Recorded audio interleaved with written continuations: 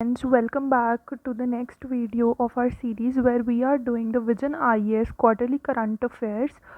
And in this lecture, we will do we already completed polity, economy, IR, and environment for the portion of March to May.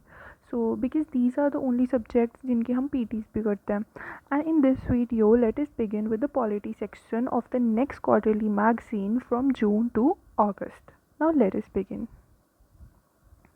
So the first article talks about 50 years of emergency कि जो emergency लगाई थी Congress government ने. Indira Gandhi ji was the prime minister at that time and it उस emergency को अब 50 years हो चुके हैं.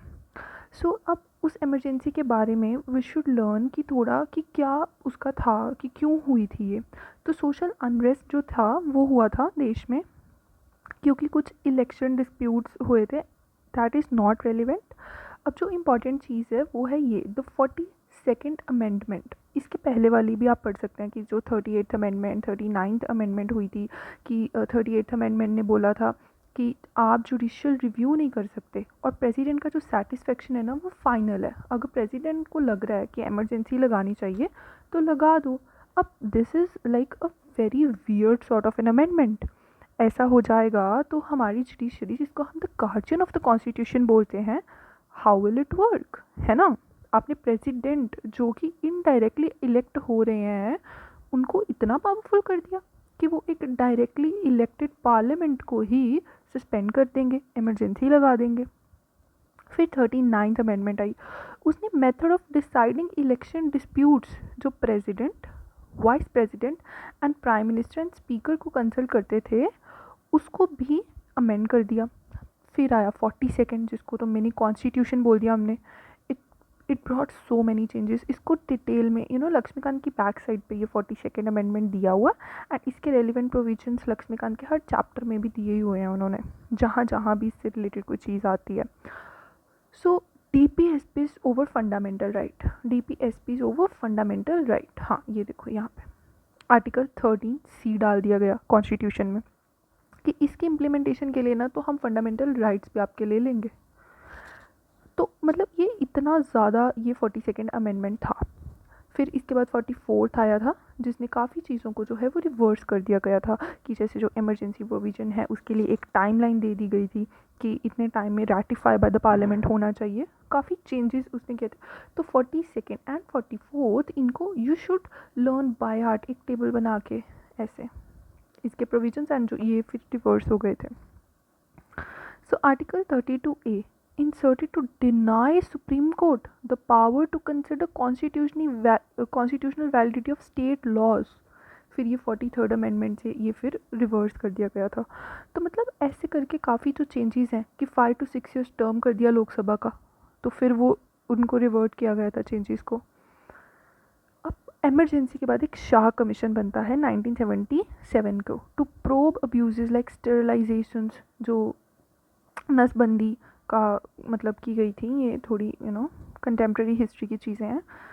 एंड फोर्सिबली रिटायर किया गया गवर्नमेंट एम्प्लॉयज़ को. एंड ये आ गया फिर 44th अमेंडमेंट जिसने चेंजेस किए कि आर्म रिबेलियन वर्ड जो है ना ये बहुत इंपॉर्टेंट है, ये इंसर्ट कर दिया इंस्टेड ऑफ इंटरनल डिस्टर्ब. अब इंटरनल डिस्टर्बेंस तो कुछ भी बोल दोगे आप कि दो कम्युनिटीज़ में दंगे, इंटरनल डिस्टर्बेंस हो रहा है, चलो हम इस पर एमरजेंसी लगा देते हैं.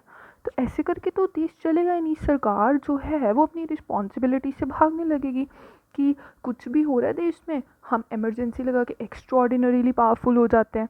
So this is not a thing ना. तो अगर आर्म्ड रिबेलियन हो जाए कि हमारी आर्म फोर्सेस जो ऐसा लाइक कभी नहीं करेंगी, इतनी ज़्यादा रिस्पेक्टेड इंडियन आर्म फोर्सेस हैं, very very away from the political issues. तो वो हो जाए ना अगर देश में, जैसे पाकिस्तान की आर्मी उनके PM को टिकने नहीं देती, but Indian army is the most disciplined army. तो अगर आर्म रिबेलियन हो जाए इंस्टेड ऑफ इंटरनल डिस्टर्बेंस तो आप कर सकते हैं एमरजेंसी, जो ये है अंडर आर्टिकल 352. फिर उन्होंने बोला कि मैंडेटेड कर दिया 1 month में पार्लियामेंट्री अप्रूवल. फिर उन्होंने जो आर्टिकल 275A है उसको ही रिमूव कर दिया, जो बोल रहा था कि सेंटर ना स्टेट्स में फोर्सेस लगा देगी. मतलब जो इंडिया में फेडरलिज्म है कोऑपरेटिव फेडरलिज्म।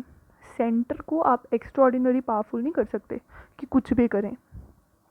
एंड उसके बाद टर्म ऑफ लोकसभा फिर वो वापस रिवर्ट कर दिया। तो ये लक्ष्मीकांत के पीछे से भी कर सकते हैं बिकॉज ये स्टैटिक की चीज़ है। So this was the main thing.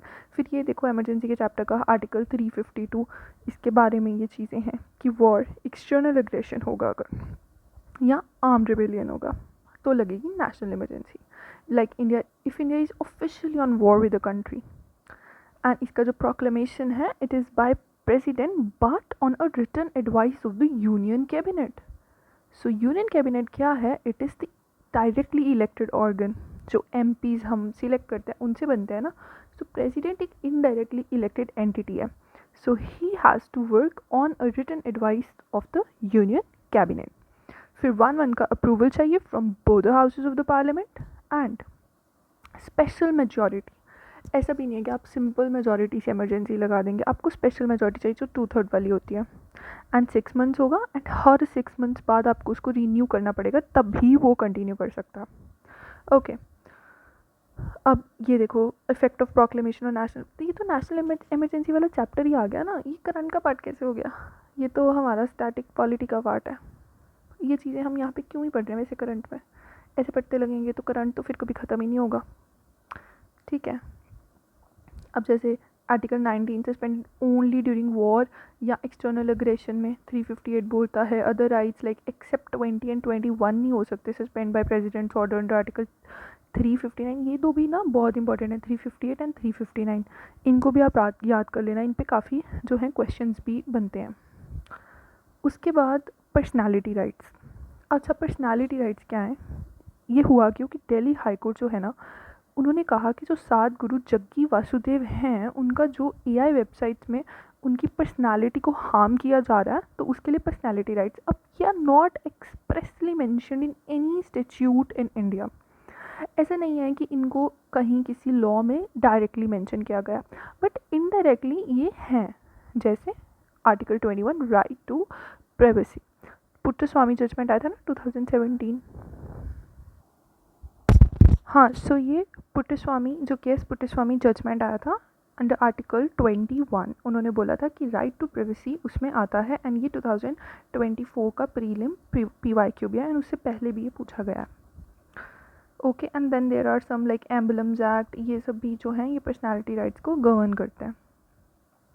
उसके बाद an important article interstate water dispute. ये भी स्टैटिक का, पॉलिटी तो मैक्सिमम स्टैटिक के ही टॉपिक्स होते हैं, बस हमें ये जानना होता है कि न्यूज़ में कौन से टॉपिक्स हैं ताकि उनको हम अपने स्टैटिक से जो है वो कवर कर लें कि this was in news so it automatically becomes important for UPSC to ask from the static portion of that topic. तो जैसे रावी ब्यास वाटर्स ट्राइब्यूनल 1986 में बना, got a 1 year extension to settle sharing between Punjab Haryana and Rajasthan. अब इसमें पंजाब हरियाणा लोगों को याद रहेगा, लगेगा यार राजस्थान ब्यास रावी, तो ये राजस्थान भी आता है इसमें। ठीक है, remember this. Centre to form a technical committee on Polavaram Banakacherla link project, Andhra Telangana water issues. अब जो ये पोलावरम है it is on Godavari, okay, and ये कृष्णा एंड कावेरी को ये फीड करता है ये लिंक प्रोजेक्ट। ओके, गोदावरी से Krishna and Penna, not Kaveri, Krishna and Penna को ये लिंक करता है। ओके, अब इसमें इम्पॉर्टेंट लीगल, ये जैसे I told you in the last lecture also of polity कि हमें ये क्या करना है, ये आर्टिकल्स लक्ष्मीकांत के पीछे जाके मार्क कर लेने के 262(1) एंड 262(2) वर इन न्यूज़ कि parliament can provide laws for dispute adjudication, courts barred from jurisdiction if parliament so provides।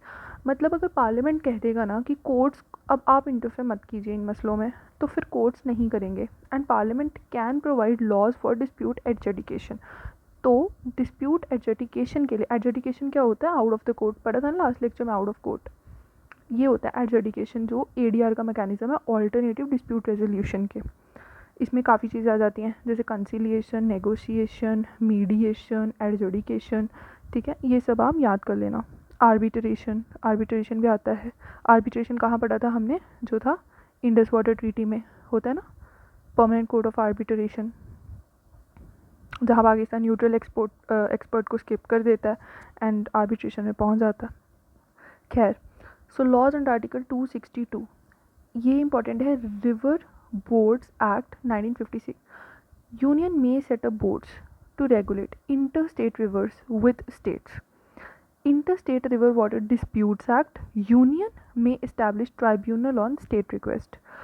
अब देखो, अब यहाँ पे एमसीक्यू फंसेगा कि यूनियन में सेटअप बोर्ड्स, अब बोलेगा रिवर बोर्ड्स एक्ट बोलता है कि स्टेट्स में सेटअप बोर्ड्स, नहीं, इंटर स्टेट की तो बात हो रही है, तो यूनियन करेगा ना। अब दो स्टेट्स हैं, सपोज महाराष्ट्र है, कर्नाटका है, तो ये सेटअप करेगा या ये सेंटर करेगा, ठीक है।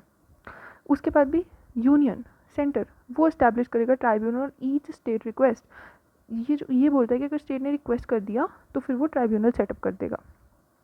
7th schedule union list entry 56 बोलता है regulation of inter state reverse. अच्छा, अब ये कहाँ मार्क करना है, लक्ष्मीकांत के पीछे जो लिस्ट में एंट्रीज दी हुई हैं, तो entry 56 regulation of inter state reverse. अब ये हमें पता होना चाहिए कि यूनियन लिस्ट में है। उसमें पढ़ा था हमने इन्वायरमेंट वाली पीटी में, क्या पढ़ा था, सेम ऐसा पढ़ा था ना हमने, एंट्री पढ़ी थी माइंस के लिए कि यूनियन लिस्ट में, और फिर उसके रिस्पेक्ट में subject to entry I think 54 थी कि फिर स्टेट लिस्ट में भी एक आर्टिकल था। तो ऐसे ही है कि रेगुलेशन जो है इंटर स्टेट रिवर्स का वो यूनियन करता है, एंड स्टेट लिस्ट जो है वो वाटर यूज़ इरिगेशन इसके हिसाब से करेगा। तो यूनियन थोड़ा ऊपर है, माइंस के केस में भी ऐसे ही था। अब उसके बाद देखो, एक हमने पढ़ा था 69, एंट्री 69 क्या था, सेंसस। ये हमें नहीं भूलना, ये याद करना ही करना है। यूनियन लिस्ट में था सेंसस। एंड स्पोर्ट्स हमने पढ़ा था, वो कौन सी लिस्ट में था, स्पोर्ट्स गवर्नेंस बिल शायद आगे आएगा, okay, the list I think state list में आता है sports, okay, the list. Tribunal formation, Kaveri tribunal setup in 1990 after decades. मतलब ये चैलेंजेस हैं, ये वैसे मेंस के लिए इंपॉर्टेंट है चैलेंजेस, प्रीलिम्स में तो यहीं से सवाल बनेंगे, ये आर्टिकल से, इन चीज़ों से। यहाँ एक बन सकता है कि जो ये रिवर वाटर ट्राइब्यूनल डिस्प्यूट है act 1956, tribunal award publish is equal to the SC decree. अच्छा, एससी डिग्री क्या होता है, supreme court is the final court of appeal ना, तो यानी कि इसका डिसीजन फाइनल होगा, बाइंडिंग होगा। इसी तरह से जो ट्राइब्यूनल अवार्ड पब्लिश किया जाएगा ना, वो भी सुप्रीम कोर्ट के ही बराबर है, ओके। अब देखना कोर्ट इंटरवेंशन, कि वो कैनॉट एडजुडिकेट, मतलब ऐसा नहीं है कि कोर्ट आके मतलब डायरेक्ट इंटरफेरेंस कर रहा है इस चीज़ में, पर इंटरप्रेट कर सकता है कि ये ट्राइब्यूनल ने ये अवार्ड लिख दिया, अब आपको ना ये समझ नहीं आ रहा तो सुप्रीम कोर्ट इसको पढ़ के बता देगा कि इसका मतलब क्या है। उसके बाद other measures taken to resolve interstate water dispute, इसका एक अमेंडमेंट बिल आया 2019 में, बोलता है कि एक कमेटी बना दीजिए और एक सिंगल ट्राइब्यूनल मल्टीपल बेंचेस, मतलब ट्राइब्यूनल एक बनाइए, उसके बेंच मल्टीपल बना दो। ऐसे बहुत सारे ट्राइब्यूनल बनाने से अच्छा है कि आप थोड़ा एक ऑर्गेनाइज तरीके से कर दो और एक टाइम बॉन्ड अवार्ड दो, ऐसा नहीं कि सालों साल तक अवार्ड ही नहीं आ रहे हैं, ओके। तो यही चीज़ें हैं, फिर ये कुछ वे फॉरवर्ड है, okay. In next article we have the cost of politics in India, ये मेंस का टॉपिक है, मेंस में भी नहीं पूछेगा वैसे इतना, तो कहीं कुछ मतलब ऐसा नहीं कि 10 मार्क्स मतलब यही पूछ ले आपसे कॉस्ट ऑफ पॉलिटिक्स, ऐसा नहीं है, बट हाँ कहीं आप कहीं ऐड कर सकते हैं कि काफ़ी खर्चा होता है पॉलिटिक्स इलेक्शंस कंडक्ट वगैरह कराने में इंडिया में ना।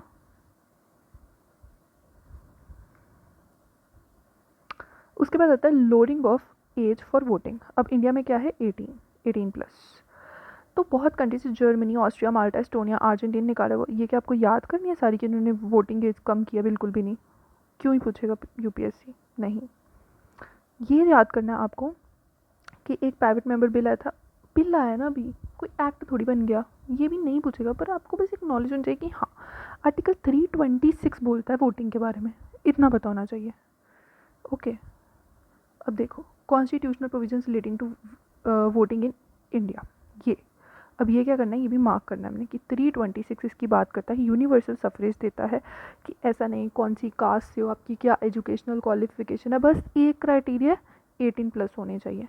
यहाँ से एक एमसीक्यू बनेगा, दूसरा एमसीक्यू यहाँ से बनेगा कि right to vote is statutory. अच्छा, आपसे बोल देगा कॉन्स्टिट्यूशनल राइट है क्या ये, फंडामेंटल राइट है क्या ये राइट टू वोट, अब आप अगर आपको नहीं पता सोचने बैठ जाएंगे, स्टैट्यूटरी राइट है ये। आर्टिकल 326 सिर्फ एक यूनिवर्सल सफरेज देता है under aged 18 and above, but ये एक ऑर्डिनरी लॉ इसको चेंज कर सकता है। तो ये कोई ऐसे बेसिक स्ट्रक्चर का पार्ट नहीं है right to vote. Okay, ordinary law से बदला जा सकता है। तो एक स्टैट्यूटरी राइट है which is established bye a statute, एक कानून के तहत ये हमें अधिकार मिलता है। ये हमारा कोई मतलब मौलिक अधिकार नहीं है, नॉट आवर फंडामेंटल राइट। और ये इसके फेवर में, ये इसके अगेंस्ट में कुछ चीज़ें। अब इसके बाद आता है ये मेंस के लिए कि क्या इंडिया में वोटिंग एज कम करनी चाहिए या नहीं, उससे related. Okay, the constitution 130th amendment bill, ये है इम्पॉर्टेंट। ठीक है, वैसे अभी बिल ही है, ये भी अभी एक्ट बना नहीं है, बट फिर भी ना ये हमें जानना ज़रूरी है कि ये क्या कहता है ना, व्हाट इट से, क्योंकि ये काफ़ी ज़्यादा लॉ कमीशन या उनकी मतलब जो भी रिकमेंडेशंस है ना उसके बेसिस पे ये इंट्रोड्यूस किया गया पार्लियामेंट में। तो ये बोलता है कि अगर कोई पीएम, सीएम या मिनिस्टर सेंटर में हो, स्टेट्स में हो, दिल्ली में हो, 30 days कंसेक्यूटिव वो कस्टडी में है फॉर सीरियस ऑफेंसेस जिनकी पनिशमेंट क्या है 5 year और मोर इम्प्रिजनमेंट, तो उस केस में ना आप उनको रिमूव कर दो। ठीक है, रिमूव ही कर दो, रिमूव कर दो। बहुत ही मतलब ये एक अच्छा स्टेप है for to strengthen the institutions of India. हमारा जो ट्रस्ट पार्लियामेंट में बनाने के लिए ये बहुत अच्छा एक बिल है अगर पास हो जाए तो। तो ये बोलता है आर्टिकल 75 जो कि गवर्न करता है मिनिस्टर्स, यूनियन मिनिस्टर्स को। फिर ये 164 ये भी लक्ष्मीकांत में हमें मार्क करना ही है, ये स्टेट्स को करता है। एंड ये 239AA ये दिल्ली से रिलेटेड है, एनसीटी ऑफ दिल्ली से। अब it also extends to 2 union territories पे, पुडुचेरी एंड JNK में भी ये एक्सटेंड होता है। अब क्या है कि they are refer to the joint parliamentary committee for examination. अब बताओ जॉइंट पार्लियामेंट्री का क्या मतलब है, जॉइंट है तो यानी लोकसभा भी होगी, राज्यसभा भी होगी, तो इन दोनों के मेंबर से मिलके एक जॉइंट पार्लियामेंट्री कमेटी बनाई जाती है। अब बेसिकली ना दिस इज़ अ स्टेप, जब कोई बिल इंट्रोड्यूस होता है तो उसके बाद वो जॉइंट पार्लियामेंट्री कमेटी को हम देते हैं। अगर इतना टाइम नहीं है कि आप उसको क्लॉज बाय क्लॉज डिस्कस करें इन द पार्लियामेंट, तो एक जॉइंट पार्लियामेंट्री कमेटी बना दी जाती है कि आप इसको कर लीजिए, इस कानून को अच्छे से स्टडी, एंड जो भी इसका फिर फैसला आएगा it is advisory and not binding on the parliament. कि अब जो पार्लियामेंट में इसका एडवाइजरी है, बाइंडिंग नहीं है। ये भी इंपॉर्टेंट चीज़ है कि वो देखो जॉइंट पार्लियामेंट्री कमेटी का जो डिसीजन होता है वो बाइंडिंग होता है, नहीं, एडवाइजरी होता है। ठीक है, उसके बाद ये बोलता है यही कि 5 साल से ज़्यादा अगर इम्प्रिजनमेंट है, prime minister is also included, CM is also included, मतलब कोई नहीं बचा। जो भी 30 days कंजेक्टिव अरेस्ट हो गया, डिटेन हो गया, वो अब कुर्सी से हट जाना चाहिए। ये एक्ट बोलता है, ये बिल बोलता है। अब इसमें यूनियन मिनिस्टर्स अगर तो PM नहीं है तो प्रेसिडेंट PM के एडवाइस पे रिमूव कर देंगे उनको 31st डे पे। अगर एडवाइस नहीं दे रहे प्राइम मिनिस्टर अपने मिनिस्टर को हटाने के लिए तो वो मिनिस्टर ऑटोमेटिकली ही रिमूव हो जाएगा। फिर स्टेट मिनिस्टर्स एक्सेप्ट CM, तो CM के एडवाइस पे गवर्नर रिमूव कर देंगे। अब देखो गवर्नर अपॉइंट कौन करते हैं, गवर्नर, तो रिमूव कौन करेंगे, गवर्नर ही तो करेंगे, और वैसे ही ऑटो रिमूवल हो जाएगा। फिर Delhi ministers except CM, president. अब ऐसे बोलेगा दिल्ली का भी LG करेगा, नहीं, प्रेसिडेंट करेंगे। ओके, फॉर दिल्ली, इसीलिए मैंने इसको हाईलाइट किया, प्रेसिडेंट करेंगे दिल्ली CM के एडवाइस पे। एंड अब बारी आ गई CMs की, PM CM of state union Delhi, तो वो 31st डे ऑफ कस्टडी पे ऑटोमेटिकली रिज़ाइन हो जाएंगे from the next day. And अगर आप कस्टडी से रिलीज़ हो गए हैं तो फिर आप रीअपॉइंटमेंट के लिए एलिजिबल भी हो जाते हैं। ओके, अब देखो अक्यूज्ड कन्विक्टेड, अब इनमें क्या फ़र्क है। अक्यूज्ड है कि बस इल्ज़ाम लगा हुआ है। ओके, इल्ज़ाम लगा किसी पे, ये अभी वर्डिक्ट नहीं आया, कोर्ट ने अभी इस बंदे को कन्विक्ट नहीं किया। कन्विक्ट होता है कि ऐसी ने ना वर्डिक्ट ही दे दिया, ऐसी नहीं, किसी भी कोर्ट ने वर्डिक्ट ही दे दिया, अब इसको स्टैम्प लगा दिया कि अब इट इज़ फाइनल, कि अब इसने ये गुनाह किया है, उसके लिए उसको सज़ा सुना दी। पर अक्यूज्ड का मतलब है कि अभी सिर्फ इल्ज़ाम ही लगा है। तो ये बिल बोलता है कि अगर आप अक्यूज्ड भी हैं, अगर आप 30 दिन के लिए डिटेन्ड भी हैं, तो आप ऑफिस छोड़ेंगे भले आप कन्विक्ट हुए हैं या नहीं हुए हैं। ठीक है, तो इसलिए ये बहुत रेवोल्यूशनरी बिल है और इसको अच्छे से पढ़ना बहुत ज़रूरी है। और अब ये इसके आर्ग्यूमेंट्स फेवर में, ये अगेंस्ट में, ये मेन की चीज़ है। एक्ट क्या है हमें पता होना चाहिए। अब ये देखो, ये रिप्रेजेंटेशन ऑफ पीपल एक्ट 1951, इस पे यूपीएससी पीवाईक्यूज में पूछता ही है, बहुत इंपॉर्टेंट है, मीन्स में भी पूछता है, ठीक है, इसके बारे में। तो रिप्रेजेंटेशन ऑफ पीपल एक्ट बहुत इंपॉर्टेंट है, इस पे I have also uploaded short जहाँ पे हम इंपॉर्टेंट एक्ट सीरीज कर रहे हैं। सो इसका सेक्शन 8 जो बोलता है कि conviction of crimes with imprisonment over more years, और ये पीवाईक्यू में यही एग्जैक्टली यूपीएससी ने पूछा था, यही एग्जैक्टली क्वेश्चन कि कितने साल, 2 साल, 3 साल, 5 साल, ठीक है। तो ये आरपीए में भी ये दिया हुआ है। फिर ये कुछ वे फॉरवर्ड है, ठीक है, कि आप ऐसे कर सकते हैं, आप सस्पेंड कर दीजिए रिमूव करने की बजाय, एक फास्ट ट्रैक ट्रायल्स बना दीजिए इनके लिए, जिससे स्पीड अप हो जाएं केसेस, ट्राइब्यूनल्स हो जाएं। ओके, अब आ गया नेशनल स्पोर्ट्स गवर्नेंस बिल। ये आ गई वो चीज़ सबसे पहले कि state jurisdiction entry 30 of state list, बोल देगा स्पोर्ट्स गवर्नेंस यूनियन लिस्ट में है, कॉन्करेंट लिस्ट में नहीं, स्टेट लिस्ट में है जी, स्पोर्ट्स स्टेट रेगुलेट करेगा। सो नेशनल स्पोर्ट्स जो ये गवर्नेंस एक्ट आया है, ये बोलता है कि जो नेशनल स्पोर्ट्स पॉलिसी है उसको ये इंक्लूड करता है, एंड स्पोर्ट्स ब्रॉडकास्टिंग सिग्नल्स को भी ये करता है act, Prasar Bharati. Okay, ministry of youth affairs and sports आ जाएगी, स्पोर्ट्स का है तो स्पोर्ट्स आएगी। And sports authority of India, it lays down the policies and guidelines, ये पॉलिसीज बताता है, गाइडलाइंस बताता है, ठीक है। फिर इंडियन ओलंपिक एसोसिएशन, जो ओलंपिक्स में हम पार्टिसिपेट करते हैं तो उसके लिए भी ऑब्वियसली एक एसोसिएशन होगी। फिर नेशनल स्पोर्ट्स फेडरेशन, अब ये अलग अलग स्पोर्ट्स के लिए, रिस्पेक्टिव स्पोर्ट्स, फुटबॉल की अलग होगी, बास्केटबॉल की अलग होगी, बैडमिंटन की अलग होगी। ओके, अब इसमें जो इम्पॉर्टेंट चीज़ें हैं वो हैं, एक तो नेशनल स्पोर्ट्स बोर्ड इस्टेब्लिश होगा, इसके अंडर एक नेशनल स्पोर्ट्स ट्राइब्यूनल इस्टेब्लिश होगा। ट्राइब्यूनल का मतलब ही होता है disputes outside the court solve होंगे। एंड इसके बाद जो नेशनल स्पोर्ट्स बोर्ड है ये रिकग्नाइज़ करता है स्पोर्ट्स बॉडीज़ को, एफिलिएट करता है, और जो सिर्फ रिकग्नाइज़ करेगा उन्हीं को सेंट्रल फंड्स मिलेंगे, यानी नेशनल बोर्ड जिन बॉडीज़ को रिकग्नाइज़ करेगा उन्हीं को सेंटर का पैसा मिलेगा, उन्हीं को फंड्स मिलेंगे। ओके, और फिर national sports bodies is national Olympic committee, ये बनाई जाएगी पहली, फिर para Olympic committee second, and then sports federations affiliated with international bodies. Okay, at state या डिस्ट्रिक्ट लेवल जो भी इंटरनेशनल चार्टर्स होंगे उनके अकॉर्डिंग इनको गवर्न किया जाएगा। ये दो चीज़ें बहुत ही इंपॉर्टेंट है एमसीक्यू के लिए, कि एक तो बनेगा नेशनल स्पोर्ट्स बोर्ड और एक बनेगा नेशनल स्पोर्ट्स ट्राइब्यूनल। अब इस ऐसा ही अब एक नेक्स्ट एक्ट है, national anti doping amendment bill. अब ये एक्ट नहीं बना, ये अभी बिल ही है। ये सीक टू अमेंड करता है नेशनल एंटी डोपिंग एक्ट 2022 को, ये अमेंड करने की बात बोलता है कि एक एजेंसी, एक बोर्ड इस्टेब्लिश कीजिए। एक तो नेशनल एंटी डोपिंग एजेंसी बनाइए जो इसके रूल्स को इन्फोर्स करे, एजेंसी इन्फोर्स करे, एंड फिर एक बोर्ड बनाइए जो ओवरसी करे इसको, इस एजेंसी को देखे ये बोर्ड, और गवर्नमेंट को ये एडवाइस करे, ठीक है। अब इसके बाद ये देखो, ये एक चीज़ बोलता है कि जो टेस्टिंग लैब्स है ना उनके पास मैंडेटरी, जो वर्ल्ड एंटी डोपिंग एजेंसी है उसका एक्रेडिशन होना चाहिए। पहले वो वॉलंटरी था कि आपकी मर्ज़ी है, बट अब ये बोल रहा है कि नहीं, टेस्टिंग लैब्स जो हैं अगर उनके पास ये इंटरनेशनल वाली का एक्रेडिशन है, ये कंपलसरी है, तभी उसको हम मानेंगे, वरना नहीं मानेंगे उसके रिज़ल्ट को, जो भी वो टेस्ट करके देंगे रिज़ल्ट। अब अनदर इम्पॉर्टेंट थिंग, जन विश्वास बिल, ये ईज़ ऑफ डूइंग बिजनेस के लिए है।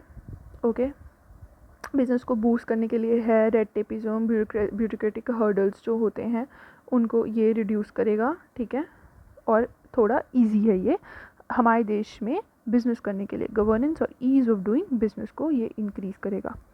क्या कर रहा है कि डीक्रिमिनलाइज कर रहा है काफ़ी ऑफेंसेस को जो पहले नहीं थे, पहले वो क्रिमिनल ऑफेंसेस थे, तो ये उसको डीक्रिमिनलाइज कर रहा है कि आप थोड़ा आसानी से बिजनेस कर पाएँ बिना डरे।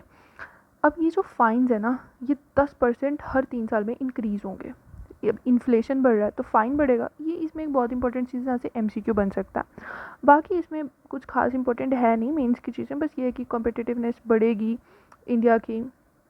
फिर ये जो जैसे डीबीटी था, इसने भी रिड्यूस लीकेजेस किए, इम्प्रूव सर्विस डिलीवरी किया, तो ये भी तो एक तरह का जन विश्वास ही है डीबीटी, कि आप ऐसा पहले होता था ऊपर से आ रहा है 400 रुपया, और वो हर स्टेप पे करप्शन हो रही है, हर स्टेप पे, ठीक है, और पहुँचते पहुँचते वो बस 4 बचा 400 का। ये सारा सिस्टम निकाल लिया जिसका हम हिस्सा बनने की तैयारी कर रहे हैं, सुधारेंगे। खैर, the promotion and regulation of online gaming act 2025। अब क्या है ये ड्रीम 11, तभी तो इंडियन जर्सी से अब ड्रीम 11 हट गया, न्यू कॉन्ट्रैक्ट, ठीक है। अब ऑनलाइन गेमिंग जो है इनको बंद करो, ये जो पैसा लेके करते हैं, एक तो देखो साइकोलॉजिकल इम्पैक्ट, एथिकल इश्यूज़, ये एथिक्स के लिए आई थिंक ये बहुत एक इम्पॉर्टेंट चीज़ है। एथिकल इश्यूज़ ना इससे ज़्यादा रिलेटेड है इस चीज़ से, ऑनलाइन गेमिंग एक्ट के साथ, कि ये जो सरकार ने की है ना चीज़, ये बहुत अच्छी की है, because it was necessary. Unnecessary लोग पैसा लगा रहे थे, जब भी बस गेम्स देखो, आप क्रिकेट देख रहे हैं और वहाँ पे बस ड्रीम 11 का अवार्ड जाए, आ जा मेरे सर्कल में, आ जा, कितना मतलब IPL में। तो ये सब चीज़ें अब गवर्नमेंट ने बंद कर दी हैं कि बहुत हो गया आपका, आप लोगों को गलत रास्ते पे मत लेके जाइए, हम स्पोर्ट प्रमोट करेंगे, स्किल बेस्ड गेम होगी, ठीक है, वो चीज़ें हम करेंगे। ये इलीगल मनी गेम्स जो हैं ये आप मत कीजिए, ये ड्रीम 11, रम्मी, पोकर, ये सब चीज़ें आप मत कीजिए। अब इलीगल प्लेटफॉर्म्स IT एक्ट के अंडर सरकार, ये सेक्शन 69A लास्ट PT में भी पढ़ा था, ओके, PT कह रही हूँ, लास्ट मैगजीन में भी हमने ये पढ़ा था, लास्ट वीडियो में, सेक्शन 69A बहुत इंपॉर्टेंट है IT एक्ट का, ये भी करेंगे इंपॉर्टेंट एक्ट सीरीज़ में, IT एक्ट बिल्कुल करेंगे। उसके बाद अदर नोटेबल इनिशिएटिव्स, एक तो ये है सेक्शन 69A, ये गवर्नमेंट को पावर देता है कि आप कुछ भी इलीगल है ना उसको हटा दीजिए, ठीक है। फिर ये जो भारतीय न्याय संहिता के आर्टिकल 111, 112 याद कर लो, penalise unauthorise betting and gambling, betting and gambling के लिए ये बहुत इंपॉर्टेंट है, ठीक है, ये आर्टिकल्स भारतीय न्याय संहिता 2023। फिर जो IGST एक्ट 2017 है वो भी रेगुलेट करता है इलीगल ऑफशोर गेमिंग प्लेटफॉर्म्स को। Consumer protection act bans misleading and surrogate ads, surrogate ads देखो आती रहती है विमल की, जुबान केसरी बोलो, ठीक है, रजनीगंधा, अब ये एड्स देते हैं इलायची की, ठीक है, सिल्वर वो माउथ फ्रेशनर्स की ऐड देते हैं ये। तो ऐसा नहीं है कि ये चीज़ बनती नहीं है, ऐसा नहीं है कि विमल कोई इलायची बनाता नहीं है, बनाते हैं वो इलायची भी, बहुत कम स्केल पे उसका प्रोडक्शन होता होगा। तो वो एक तरह से सरोगेट ऐड बना रहे हैं, वो बेचना अपना पान मसाला चाह रहे हैं, बट क्योंकि वो नहीं बेच सकते हैं directly, so they are making a surrogate ad of a surrogate product, जो वो बना रहे हैं जिससे कि वो लीगल प्रोविजन से बच जाते हैं। अब कोई उनको कहेगा कि आप क्यों ऐड दे रहे हैं, बोलेंगे हम तो इलायची की दे रहे हैं, देखो हम पान मसाला की नहीं दे रहे, बोलेंगे इलायची आप बनाते हो, तो बता देंगे कि हाँ देखिए हम बना ही रहे हैं। उसके बाद ऑनलाइन कंटेंट रेगुलेशन, कंटेंट की बात आ रही है, रेगुलेट कौन करेगा, broadcasting, so ministry of information and broadcasting ये इसको रेगुलेट करेगा। तो इसने काफ़ी OTT प्लेटफॉर्म्स बैन कर दिए जो ऑब्सीन कंटेंट प्रमोट करते हैं, which is again a good thing, करना चाहिए आपको। फिर ये देखो IT एक्ट फिर से आएगा, बहुत ही इंपॉर्टेंट है ये act, IT act cyber security में इंपॉर्टेंट है, ये पॉलिटी में भी इंपॉर्टेंट है, क्योंकि ये जैसे आर्टिकल जो 19 होता है उसके साथ इसकी काफ़ी टसल चलती रहती है। जैसे शेयर सिंगल जजमेंट हमने पढ़ी थी ना, जिसमें 66A जो है सुप्रीम कोर्ट ने स्ट्रक डाउन कर दिया था, स्ट्राइक डाउन की बहुत ज़्यादा हो रहा है, ये बहुत ज़्यादा ये रिस्ट्रिक्शंस लगा रहा है। 19 जो आर्टिकल 19(1)(a है उसको ये बहुत ज़्यादा इम्पैक्ट कर रहा है, ये आ गए देखो। अब IT एक्ट 2000 इसका 67A ऑब्सीन कंटेंट पब्लिश करने के अगेंस्ट है, 69A तो बहुत पावरफुल है कि गवर्नमेंट ब्लॉक कर सकता है कंटेंट, 79 सेफ हार्बर है इंटरमीडिएट के लिए, जैसे X का एग्जांपल हमने पढ़ा था, क्रॉस नहीं है, X है, okay, Twitter. And IT rules 2021 they place OTT and digital news under ministry of information and broadcasting. पहले तो देखो ऑनलाइन चीज़ें नहीं थी, जो पुराना 2000 वाला एक्ट था, अब ये इसने क्या किया, इसने ऑनलाइन OTT जो प्लेटफॉर्म्स है ना ओवर द टॉप, वो भी इसमें इंक्लूड कर दिया IT एक्ट में, मिनिस्ट्री के अंडर इन्होंने कर दिए। अब ये कुछ चैलेंजेस हैं रेगुलेटरी एंड ये इसका way ahead. Now we move on to the next article, digital colonialism. Digital colonialism क्या है, क्या हमें नहीं पता क्या है डिजिटल कलोनियलिज्म, बस इसमें ये जानना इंपॉर्टेंट है। तो हमारे वाइस प्रेसिडेंट ने कहा कि बहुत ज़्यादा ये हो रहा है इंडिया में, क्या है, जैसे गूगल US की, माइक्रोसॉफ्ट, फेसबुक, जितनी भी टॉप कंपनीज में मतलब मोनोपोलिस्टिक टेक्नोलॉजी है इनके पास, मतलब इन्होंने टेक को मोनोपोलाइज कर रखा है अपने हाथों में, दुनिया की नस पकड़ी हुई है इन कंपनीज ने, अमेजोन, माइक्रोसॉफ्ट, गूगल, अब ये वीडियो यूट्यूब पे आएगा है ना, तो मतलब गूगल का ही है। सो ये एक तरह से डिजिटल कलोनियलिज्म है कि हमें ये इनके पास इतना हमारा डाटा है, मतलब बेशक we are independent nation but digitally we are kind of colonies of this big companies, okay, we are the market ना, इंडिया इंडिया को हम कॉलोनी क्यों बोलते थे? क्या होता था? कच्चे माल की मंडी थी इंडिया। यहाँ से आप कच्चा माल उठाओ, फिर अपनी फैक्ट्रीज़ में लेके जाओ। हमारी जो हैंडीक्राफ्ट्स की हैंडलूम्स इंडस्ट्री थी वो सब आपने ख़त्म कर दी, फिर आप चीप प्रोडक्ट्स ला के इंडिया में डंप कर रहे हैं, राइट? तो what are these companies doing? We are the biggest market, India Pakistan, we are their biggest market, because हमारी पॉपुलेशन है बहुत ज़्यादा। टेक वो बनाते हैं, उनका सेल यहाँ होता है। तो एक तरह से डिजिटल कॉलोनाइजेशन हो रखा है दुनिया का। तो अब इसको टैकल करने के लिए जो आया था digital personal data protection act, कि ये कंपनीज हमारा डेटा जो इतना चोरी कर रहे हैं, ये इस पर भी आएगा शॉर्ट पक्का।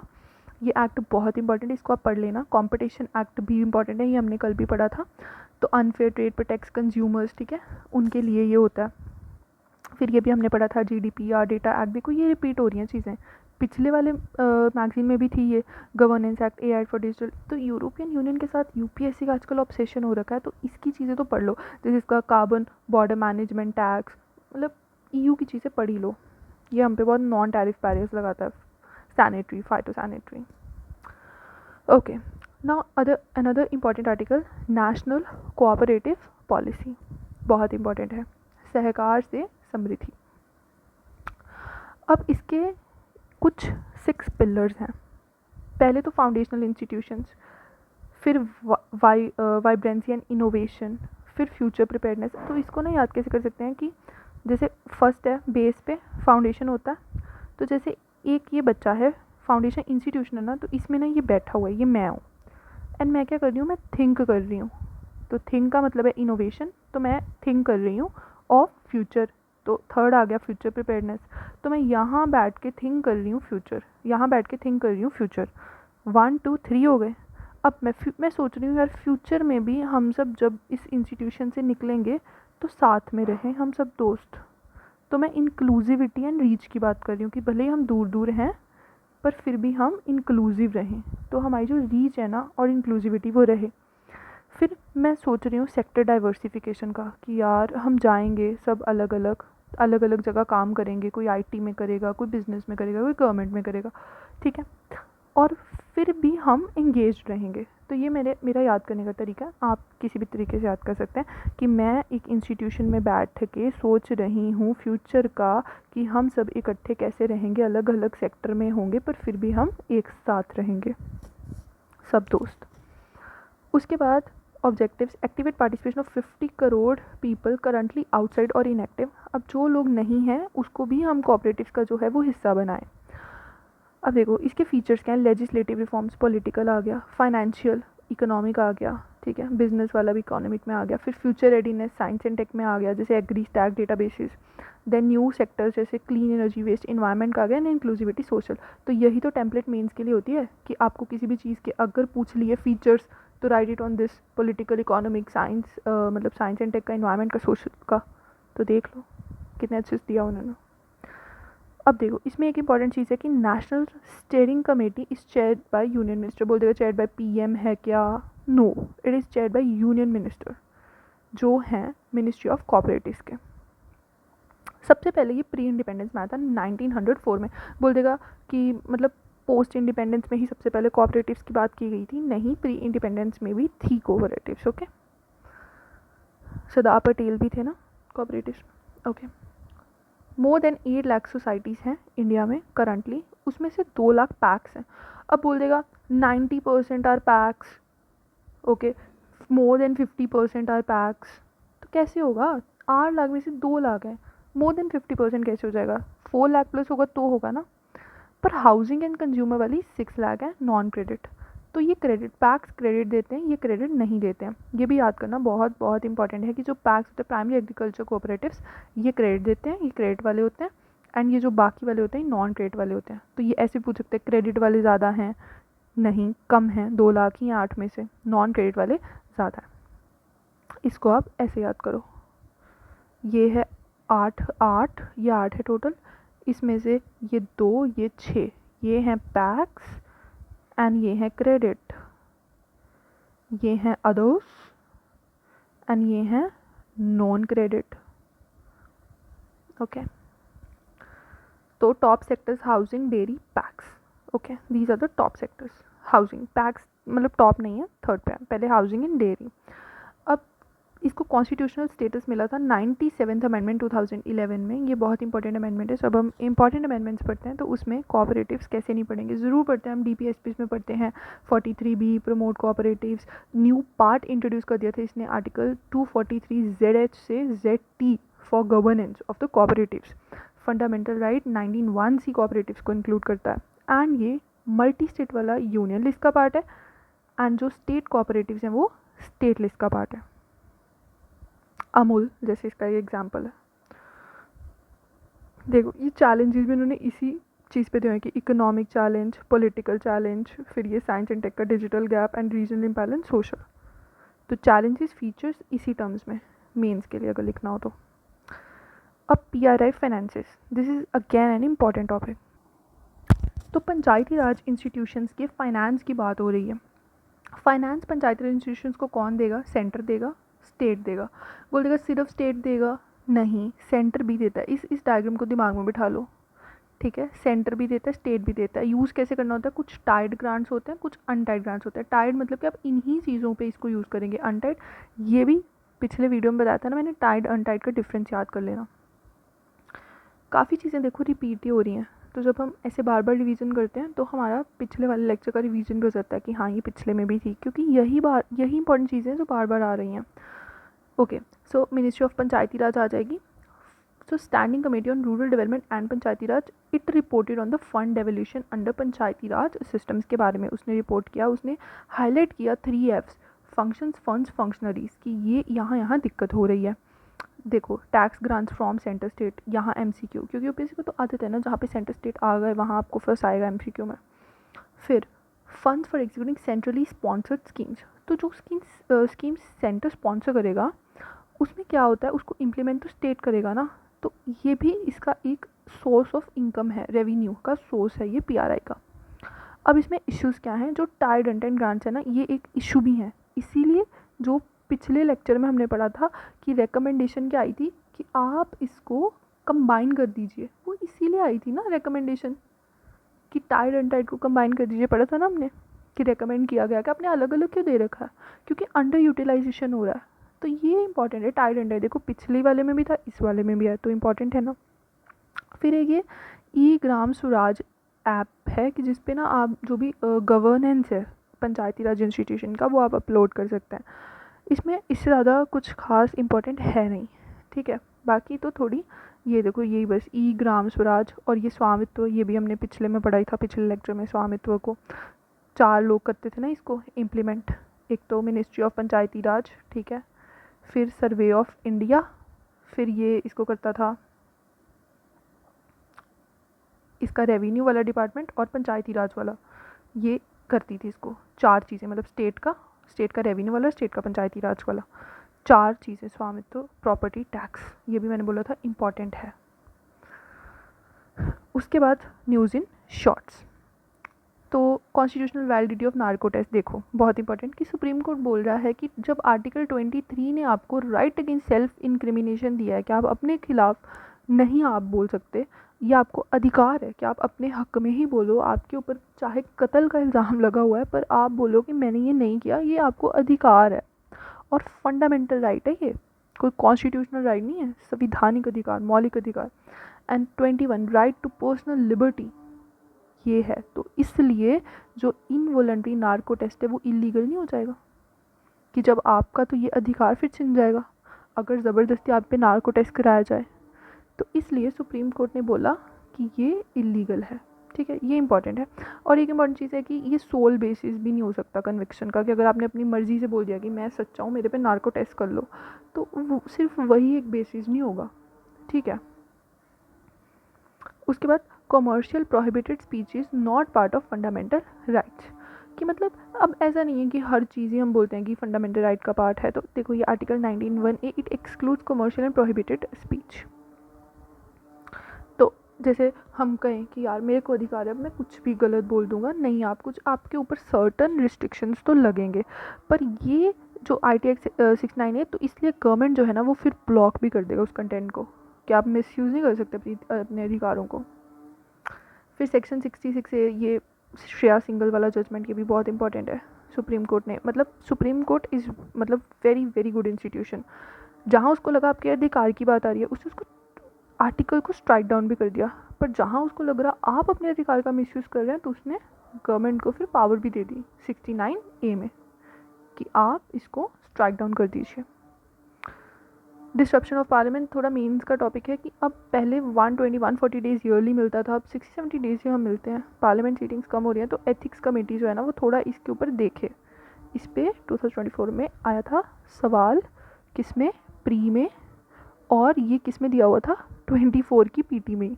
तो मेरा ये सवाल सही हुआ था। उसके बाद rules for OCI card tightened, section 7D of the citizenship act 1955। अब OCI कार्ड के लिए कुछ रूल्स उन्होंने मतलब टाइटन किए हैं। ये सिटीजनशिप वाले चैप्टर का पार्ट है कि एटलीस्ट 2 years अगर प्रिजन में है कोई, तो फिर उसका जो OCI रजिस्ट्रेशन है वो कैंसिल हो जाएगा, ठीक है। और अगर उसके ऊपर चार्जशीट फाइल हुई है, ठीक है, फॉर ऑफेंस 7 years और मोर, तो भी मतलब अगर 2 साल के लिए जेल में और 7 और मोर ईयर्स के लिए अगर चार्जशीट फाइल हुई है या अक्यूज्ड है, तो फिर उसका OCI रजिस्ट्रेशन कैंसिल हो जाएगा। नेक्स्ट वी हैव जो 2015 में PIO कार्ड स्कीम आई थी कि जिसमें उसको OCI में मर्ज कर दिया गया था दोनों को। ये भी पिछले वाले लेक्चर में हमने पढ़ा था और बहुत सी चीज़ें तो रिपीट ही हो रही हैं, ठीक है, ये OCI वाला भी। अब उसके बाद रिमूवल ऑफ जजेस इन हाई जुडिशरी, ये भी आ ही गए थे ना आर्टिकल 124, 217, 18। देखो ये भी चीज़ हमने पढ़ी थी पिछले वाले लेक्चर में, ठीक है। ये सब आर्टिकल्स ओके पढ़े थे, ये आप याद कर लो फिर से कि ये देखो ये लक्ष्मण ने दिया ही हुआ है कि 100 मेंबर्स लोकसभा के लिए चाहिए, फिर 90 राज्यसभा के लिए चाहिए, फिर एक 3 मेंबर कमेटी बनेगी। और इसमें कौन कौन होंगे ये बहुत इंपॉर्टेंट है कि एक सुप्रीम कोर्ट के जज होंगे, हाई कोर्ट के चीफ जस्टिस एंड ज्यूरिस्ट होंगे, ठीक है। फिर स्पेशल मेजॉरिटी चाहिए, फिर इम्पीच के जज। और अभी तक ना कोई भी जज इम्पीच नहीं हुए हैं, कोई भी नहीं। और ये उन्होंने बोला कि there is no mention of word impeachment, ये वर्ड नहीं यूज़ हुआ, सिर्फ रिमूवल ऑफ जजेस है। पूछेगा constitution mentions the word impeachment, नहीं mention. Election to the office of the vice president of India, election commission करेगा, इलेक्टेड एंड नॉमिनेटेड दोनों मेंबर्स होंगे। ये भी स्टैटिक का पार्ट है यार, ये नहीं होता करंट में। Suppose election of vice president हम पढ़ते नहीं क्या, ज़रूरी पढ़ते, छोड़ जाते लक्ष्मीकांत से, बेसिक लक्ष्मीकांत की चीज़, ये कैसे नहीं पढ़ेंगे हम, करंट पढ़ेंगे यहाँ पे। ECI नेट ऐप, ठीक है, इलेक्शन कमीशन का ये एक्ट है जो अभी गुजरात, केरला एंड पंजाब में यूज़ हुआ है बाई इलेक्शंस में। ये क्या इसमें एक तो फॉर्म 17C पिछले साल भी था, ये पीटी में इंपॉर्टेंट है। इसका first part provides information related to total number of elect. देखो इतना इंपॉर्टेंट है कि फर्स्ट पार्ट क्या है, सेकंड पार्ट क्या है, ये इतना UPSC डेप्थ में जाएगा बिल्कुल नहीं। बस फॉर्म 70C किससे रिलेटेड है, तो इलेक्टर से, इलेक्टर डाटा से रिलेटेड है, इलेक्टर डेटा से, बस इलेक्टर data, form 17C इलेक्टर data bus. और ये वोटर टर्नआउट को रिपोर्ट करता है one stop platform ECI net. उसके बाद बिल ऑफ लेडिंग 2025। अच्छा, बिल ऑफ लेडिंग होता क्या है, बेसिकली एक डॉक्यूमेंट होता है जो फ्रेट कैरियर शिपिंग को देता है, जिसमें टाइप, क्वांटिटी, कंडीशन, डेस्टिनेशन, ये सब चीज़ें लिखी होती हैं, ठीक है। ये होता है बिल ऑफ लेडिंग, बस मैं पता मुझे क्या होता है। फिर नेशनल कोऑपरेटिव डेवलपमेंट कॉरपोरेशन, तो यूनियन कैबिनेट ने अप्रूव कर दिया है एक सेंट्रल सेक्टर स्कीम। देखो central sector and centrally sponsored का डिफरेंस तो क्लियर है ना। सेंट्रली स्पॉन्सर्ड मतलब कि स्टेट इम्प्लीमेंटेशन होगा एंड कुछ रेशियो में फंडिंग होगी। सेंट्रल सेक्टर है तो 100% फंडिंग कौन करेगा, सेंटर करेगा। So grant in aid to the national cooperative development corporation, इसको दिया जाएगा एक ग्रांट। अब ये कैसे दिया जाएगा, बहुत इंपॉर्टेंट है बहुत, कि 2000 करोड़ देंगे हम 4 साल, तो 500 करोड़ हर साल देंगे, मैथ्स ओके। और देखो आर्टिकल 275 जो है ना उससे ये गाइडेड है कॉन्स्टिट्यूशनली भी, statutory grants and 282 discretionary grants of the constitution, कि ये आपको देनी है, ये आपकी मर्जी है। और ये फिर national cooperative development corporation important है, इसके हेड क्वार्टर्स है न्यू दिल्ली में and it was established bye an act of parliament, ठीक है, under the ministry of corporation. तो ये स्टैट्यूटरी है क्योंकि एक्ट से इस्टेब्लिश हुई है ना, तो स्टैट्यूटरी है, स्टैट्यूट। ये इसके फंक्शंस हैं, इसका मैनेजमेंट है, ठीक है। फिर क्वालिटी काउंसिल ऑफ इंडिया, तो ministry of state of commerce industry inaugurated the new unified headquarters of the quality council of India at the world trade centre in New Delhi. तो ये क्वालिटी वगैरह इंश्योर करेगा, जैसे to lead national quality campaign, develop